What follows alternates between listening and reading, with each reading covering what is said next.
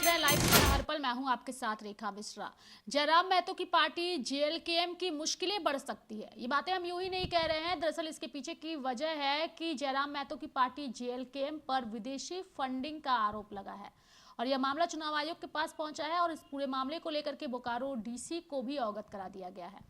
कई सारे सबूत जो है वो भी पेश किए गए हैं। पूरा मामला क्या है वो हम अपने दर्शकों को विस्तार पूर्वक बताएंगे और साथ ही जेएलकेएम के राष्ट्रीय प्रवक्ता विजय जी से भी हम बातचीत करेंगे और इस पूरे मामले पर जेएलकेएम क्या कुछ कहती है ये भी हम जानने की कोशिश करेंगे।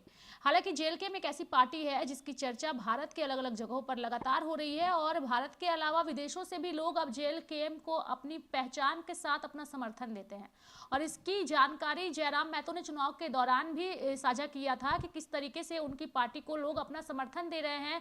क्यूआर कोड पर जो है वो कुवैत में अलग अलग जगहों पर रहने वाले लोग बारकोड के थ्रू पैसे भी भेजते हैं। लेकिन पहले हम पूरी खबर विस्तार पूर्वक दर्शकों को बताएंगे। दरअसल पूरा मामला ये है कि बोकारो डीसी को लिखे पत्र में चुनाव आयोग ने बताया कि पश्चिम बंगाल निवासी राहुल बनर्जी ने ईमेल के जरिए चुनाव आयोग से शिकायत की है कि झारखंड में हुए विधानसभा चुनाव में झारखंड लोकतांत्रिक क्रांतिकारी मोर्चा ने अवैध तरीके से विदेशी फंडिंग के जरिए धन मंगाया था, जिसका इस्तेमाल चुनाव में किया गया। पत्र में लिखा गया है कि चुनाव में विदेशी धन का इस्तेमाल नहीं किया जा सकता, यह चुनाव आचार संहिता का पूरी तरह से उल्लंघन है। पत्र के जरिए चुनाव आयोग से यह भी शिकायत की गई है कि ज्यादातर विदेशी धन सऊदी अरब से लाया गया था। इस संबंध में ईमेल में क्यूआर कोड और भेजी गई राशि का ब्यौरा भी दिया गया है। यानी कि पूरे मामले को लेकर के मुख्य निर्वाचन पदाधिकारी के रवि कुमार ने कहा है कि भारत निर्वाचन आयोग इस मामले में जांच के बाद कार्रवाई करेगा। इस मामले में आवश्यक जांच और कार्रवाई करने के लिए बोकारो डीसी को भी पत्र भेजा गया है। पत्र में यह भी बताया गया है कि जयराम की पार्टी के खिलाफ विदेशी फंडिंग की शिकायत करने वाले राहुल बनर्जी ने आयोग को तमाम साक्ष्य भी उपलब्ध कराए हैं, जिनसे पता चलता है कि सऊदी में रहने वाले 1 दर्जन लोगों ने झारखंड में हुए विधानसभा चुनाव में मदद के लिए जयराम की पार्टी को पैसे भेजे थे। शिकायत पत्र में पैसे भेजने वालों के नाम और भेजी गई रकम का भी जिक्र किया गया है। चुनाव में इस्तेमाल के लिए जयराम की पार्टी द्वारा विदेशी फंड जुटाने के लिए जारी किए गए क्यूआर कोड को भी शिकायत पत्र के साथ संलग्न किया गया है। गौरतलब है कि जयराम महतो ने चुनाव के दौरान खुद ही ट्वीट कर प्रवासी मजदूरों द्वारा चंदा के लेन देन की जानकारी एक्स पर साझा की थी। इसे भी एक सबूत के तौर पर पेश किया गया है। इसको लेकर जेएलकेएम की ओर से भी सफाई दी गई है। लेकिन एक बार हम दर्शकों को बताएंगे कि चुनाव में विदेशी फंडिंग को लेकर क्या है नियम। दरअसल फॉरेन कंट्रीब्यूशन रेगुलेशन एक्ट यानी कि एफसीआरए की धारा 3 के तहत राजनीतिक दल विदेशी फंडिंग नहीं ले सकते हैं। यह धारा उन्हें ऐसा करने से रोकती है और इस कानून की धारा 3 में कहा गया है कि चुनाव लड़ने वाला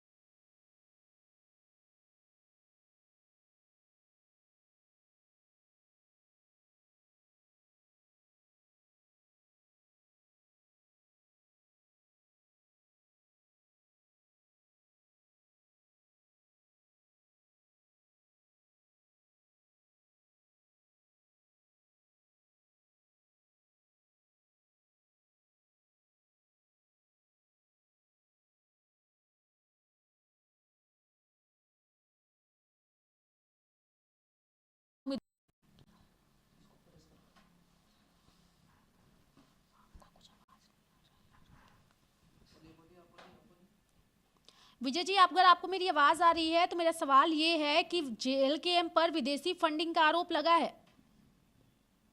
देखिए, सबसे पहली बात की जो आरोप की बात आप कर रहे हैं वो 16 अक्टूबर की चिट्ठी है, जब राज्य निर्वाचन आयुक्त के रवि कुमार जी ने बोकारो के उपायुक्त को ये चिट्ठी लिखी है और पश्चिम बंगाल के रहने वाले कोई राहुल बनर्जी के शिकायत पर ये बातें आई हैं।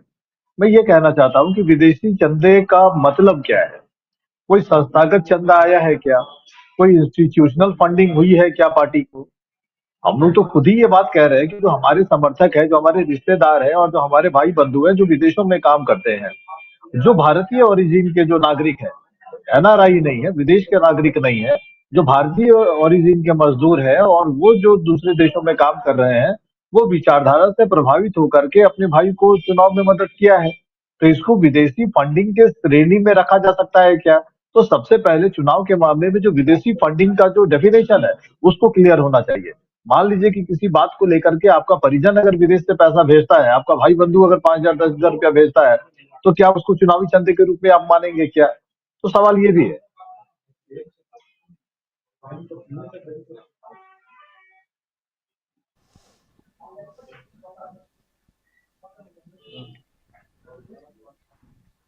जी, बिल्कुल बिल्कुल आपने सही कहा कि विदेशी फंडिंग और सहयोग दोनों अलग-अलग चीज़ें हैं। लेकिन एक सवाल ये भी हो रहा है कि जिस व्यक्ति ने इसको लेकर के पूरी शिकायत की है, उन्होंने जयराम महतो ने जो एक्स पर ट्वीट करके बताया था कि किस तरीके से अलग-अलग देशों के लोग उन्हें फंडिंग कर रहे हैं, उन्हें सपोर्ट कर रहे हैं, यानी कि इस चुनाव के दौरान उसे उसे भी सबूत के तौर पर पेश किया गया है, जिसे जयराम महतो ने चुनाव के दौरान ही साझा किया था। विजय जी। एक बात साफ कहना चाहता हूँ कि हम लोगों ने कुछ हाइड किया है क्या? किसी चीज को छुपाया है क्या? हम लोग तो साफ साफ ये कह रहे हैं कि पार्टी के उम्मीदवार को टाइगर जयराम महतो जी के उस अकाउंट में भी पैसा 3 बार आया है। लोकसभा के चुनाव में भी आया, विधानसभा के चुनाव में भी आया, बलियापुर में जो पार्टी का अधिवेशन हुआ था उसमें भी पैसा आया है। लेकिन ये इंस्टीट्यूशनल फंडिंग नहीं है, किसी कंपनी विदेशी ओरिजिन के व्यक्ति ने फंडिंग नहीं किया है। ये वो प्रवासी मजदूर है जो भारत के नागरिक है और जो वहां जाकर के काम कर रहे हैं और अपनी गाढ़ी कमाई के पैसे से जिन लोगों ने 1,500 2,000 5,000 10,000 का कंट्रीब्यूशन किया है, तो क्या ये चुनावी चंदे के कैटेगरी में आएगा क्या? मेरा कहने का मतलब यह है कि जब ग्रीन पीस जैसी संस्था बाहरी चंदे के दम पर भारत की सरकार के खिलाफ पर्यावरण के नाम पे मुहिम चला रही थी, उस वक्त इस तरह की अगर कार्रवाई होती है तो बात समझ में आता है कि सरकार के फैसलों के खिलाफ एक एनजीओ को, एक ट्रस्ट को खड़ा किया जा रहा है विदेशी फंडिंग के जरिए और किसी सरकारी बड़े प्रोजेक्ट को बाधित किया जा रहा है पर्यावरण के नाम पर। तो उस तरह का जो शिकायत है वो पार्टी के पास है क्या? पार्टी के खिलाफ है क्या? इस तरह की बात है। हम लोग तो बार बार ये स्वीकार कर रहे हैं कि जो अधिकृत जो अकाउंट खोला गया था चुनाव के टाइम में टाइगर जयराम महतो जी के नाम से, वो चुनाव आयोग के संज्ञान में। हम लोगों ने भी माना है इस बात को कि लोगों ने सहयोग किया है, लेकिन हम लोग बार बार ये कह रहे हैं कि जो ऑर्गेनाइजेशनल और जो कहते हैं कि संस्थागत चंदा अगर किसी ने दिया है, किसी विदेशी मुल्क के नागरिक ने दिया है, किसी विदेशी कंपनी के तरफ से अगर चंदा आया है या किसी विदेशी पॉलिटिकल पार्टी ने चंदा दिया है, तो इन सब बातों को आप मिला नहीं सकते हैं कि जो स्वैच्छिक चंदा या पार्टी के पास किसी सहयोगी ने अगर पैसा भेजा है तो दो अलग अलग चीजें हैं। तो पहले ये स्पष्ट होना चाहिए कि चुनावी चंदे का वास्तविक व्याख्या क्या है।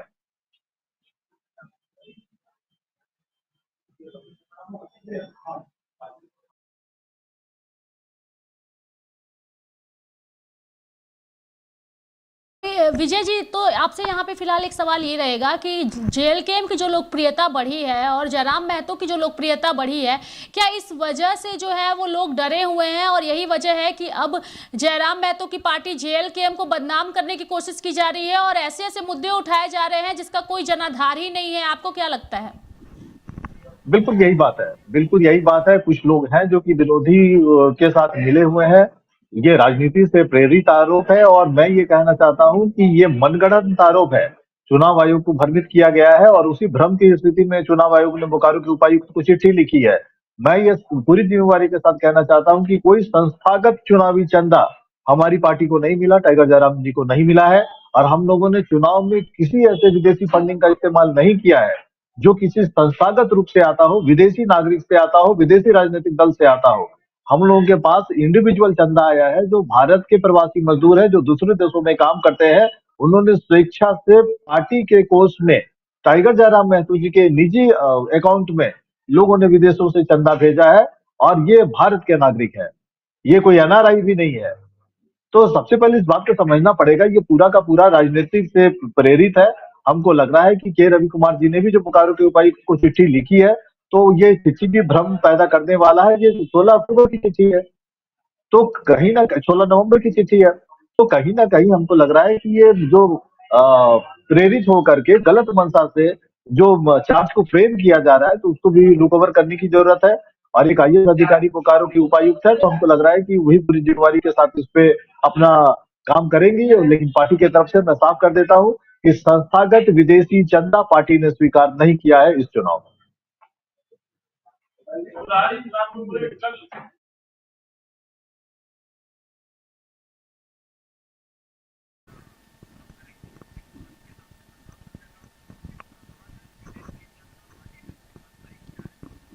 चलिए, ये आपने एक स्पष्ट कह दिया है कि आखिर पूरा मामला क्या है और किस तरीके से पार्टी को फंसाने की भी कोशिश की जा रही है। चूंकि जो पत्र लिखा गया है के रवि कुमार की ओर से डीसी को, उसमें एक चीज और कहा गया है विजय जी कि पूरी का जांच के बाद ही मामले में कार्रवाई होगी। तो क्या जांच के लिए जेएलकेएम पार्टी पूरी तरीके से तैयार है? चूंकि आप लोगों की भी जो है बातें सामने आएंगी उस दौरान, तो आप लोग क्या जांच के लिए पूरी तरीके से तैयार है? चूंकि जांच के बाद कार्रवाई की बात भी कही जा रही है।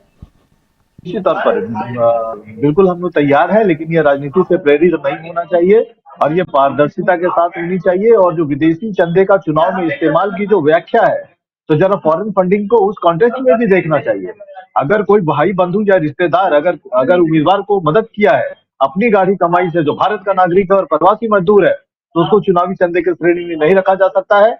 लेकिन पार्टी इस मामले पर जो चिट्ठी जारी हुई है, उस चिट्ठी के आलोक में हम लोग जांच के लिए पूरी तरह से तैयार हैं।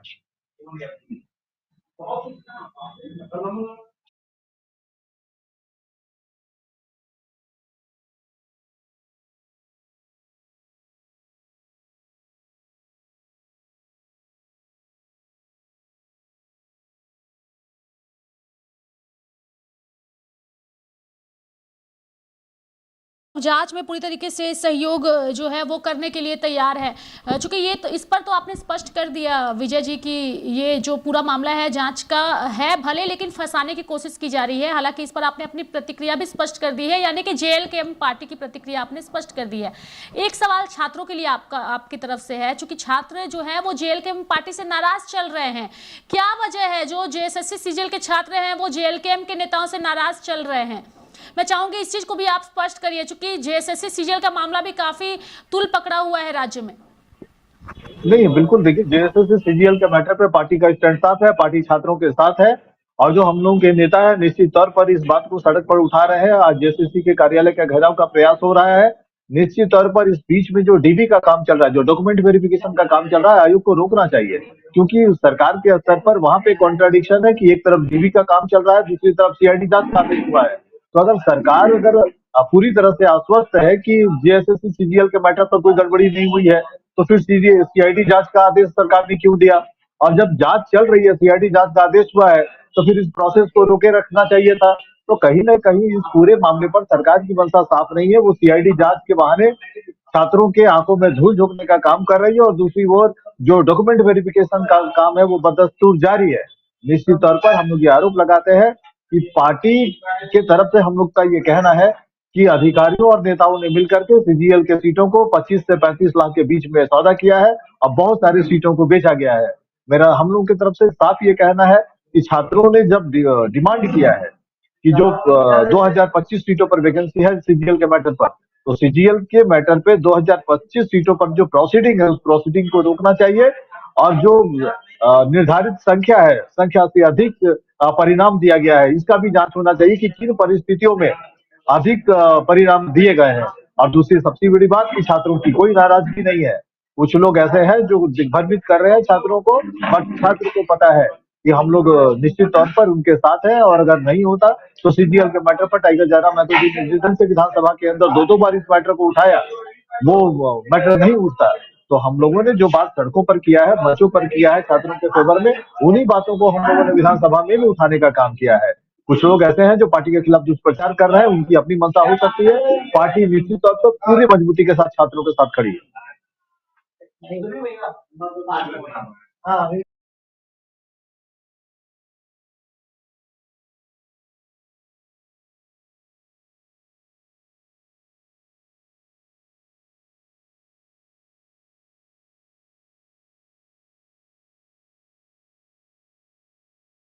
की पार्टी मजबूती के साथ खड़ी है। एक आखिरी सवाल आपसे रहेगा, चूंकि राहुल बनर्जी जिन्होंने जयराम महतो की पार्टी जेएलकेएम को लेकर के यह पूरा जो है वो आवेदन दिया है, क्या राहुल बनर्जी को आप लोग जानते हैं और किसकी साजिश आप लोग समझ रहे हैं? चूंकि जयराम महतो की पार्टी को अगर बदनाम करने की कोशिश हो रही है तो क्या है, मतलब आप लोगों को क्या लगता है किसकी साजिश है? और राहुल बनर्जी को क्या आप लोग जानते हैं जिन्होंने ये पूरी शिकायत की है? राहुल बनर्जी का कोई कनेक्शन नहीं है पार्टी के साथ, ना हम लोग उस व्यक्ति को जानते हैं। उनका नाम हम लोग तभी से सुने हैं जब से के रवि कुमार जी का चिट्ठी आया है बोकारो के उपायुक्त को। उससे पहले हम लोग उनका नाम भी नहीं जानते थे। किस मंशा से इस व्यक्ति ने ये आरोप लगाया है और उस आरोप में कितनी सत्यता है, और तर्क के साथ आयोग को भी डिफाइन करना चाहिए कि जिस तरह के चंदे का वो चुनावी चंदा बता रहे हैं और विदेशी फंडिंग बता रहे हैं, उसको भी डिफाइन करने की जरूरत है। प्लस राहुल बनर्जी के बैकग्राउंड की जांच की हम लोग मांग करते हैं कि उसकी राजनीतिक प्रतिबद्धता किस दल के साथ है। निश्चित तौर पर एक विदेशी एजेंट, एक विरोधी दल के एजेंट के रूप में राहुल बनर्जी का आचरण है, तो उनकी भूमिका की भी जांच होनी चाहिए, उनके राजनीतिक प्रतिबद्धता की जांच होनी चाहिए।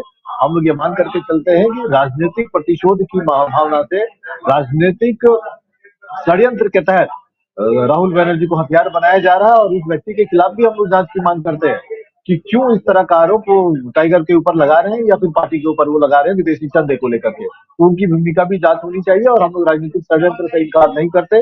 निश्चित तौर पर उनको मोहरा बनाया गया है, उस किंग टीम को भी पकड़ने की जरूरत है कि इस तरह का अफवाह फैलाकर कौन चुनाव आयोग को गुमराह करने की कोशिश कर रहा है।